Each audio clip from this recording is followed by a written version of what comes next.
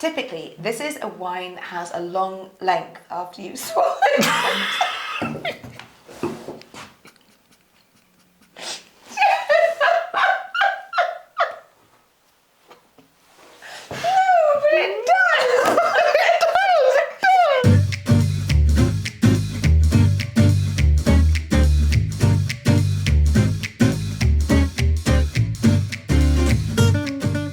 Hello and welcome to Boozy and the Beast, How to Drink Better, and happy International Viognier Day, a beautifully floral grape.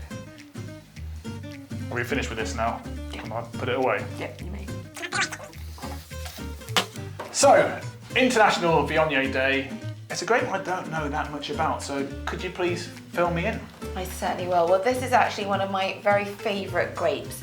It's very boozy and voluptuous. If you actually try it, it's generally typically quite rich, quite flavourful, quite high in alcohol, and it's got this sensual, some say oily mouthfeel. Feels like I'm sucking off a mechanic. Don't put that on the label. I do know exactly what you mean though, Libby, yes. That's strange, I know what you mean about So do I, the oily. but we won't talk about that. Typically, Viognier is a low acidity wine with this beautiful length of flavour after you've swallowed, and the flavours are honeysuckle, roses, very floral wine as I've said, with fruit notes such as oranges and peaches. It's a really gorgeous, sensual, sexy grape. In general, like with any wine, the warmer climates generally bring forward the riper fruit flavours, but this is always going to be a floral, aromatic flavoured wine. Viognier is obviously a French name, and this is a French wine we're drinking. Do we find Viognier anywhere else in the world? Well, yes, it's native to, again, sorry for the pronunciation, Condrieu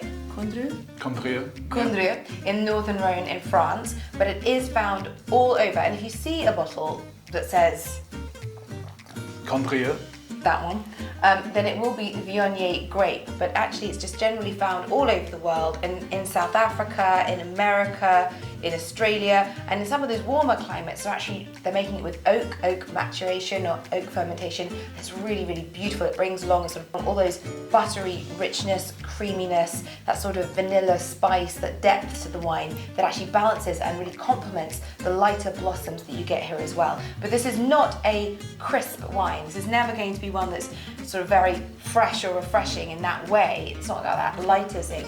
It's just a sensuous, sensual, sexy sort of. If you were to think of a white that was somewhat decadent and romantic, this is the white.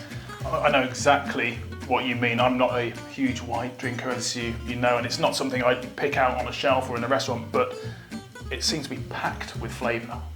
That's an excellent point, and actually, when it's oaked, it generally brings out an even richer depth of flavour, and it makes it so sort of heavy that it could even be a white that could be used in place of a red. Like I often use it with a steak or a meat even, because it is that sort of richer, deep flavours. But when it's not oaked, it has those beautiful floral notes, a bit like an English country garden or a beautiful Provence field in France. It's always got those floral, heady notes. It's a very romantic wine.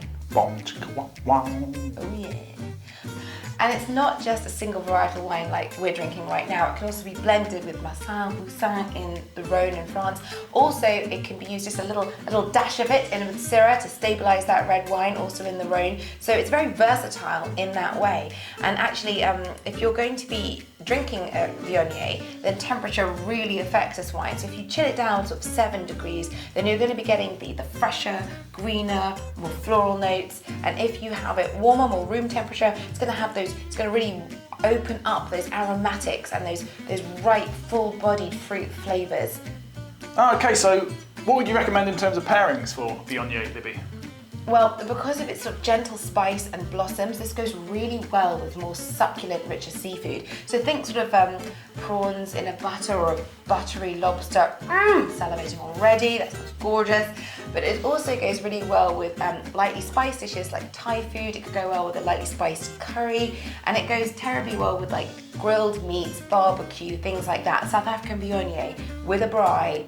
Hello, I'm there. So pretty much anything. I mean, obviously I'm slightly biased because this is one of my favourite grapes, and it's not exactly a grape that will please everyone because of its weight and richness and its slight flamboyance, but I love a voluptuous flamboyance myself.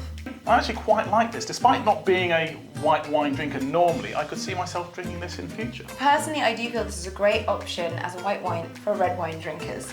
And also, maybe more importantly, I probably learned something today.